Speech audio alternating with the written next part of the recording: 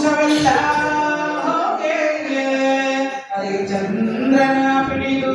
ಭಾರಿ ದುಃಖವು ಕೊಟ್ಟು ನಾರಿ ಮಗನ ದಯವ ಮಾಡಿಸಿ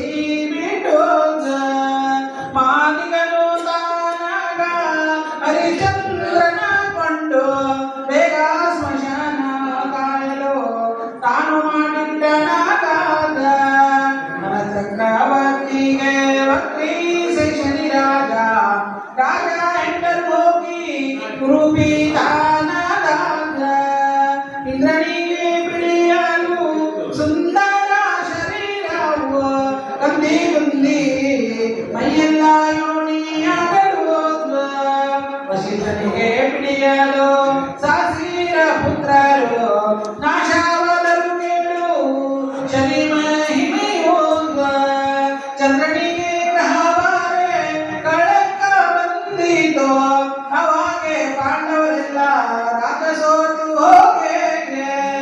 ಕೌರವರಿಗೆ ಗ್ರಹ ಬರಲು ಅವರೆಲ್ಲ ಹೋದರು ಶನಿಯ ಮಹಿಮೆಯು ಇನ್ನೂ ಬೇಡುವ ಹಿಂದೆಂದು ವಿಕ್ರಮನಿಗೆ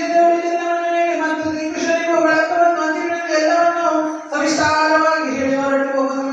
ದೇವರಿಗೆ ವಿಕ್ರಮನೇ ಕೊಂಡಾಡುತ್ತಿದ್ದನ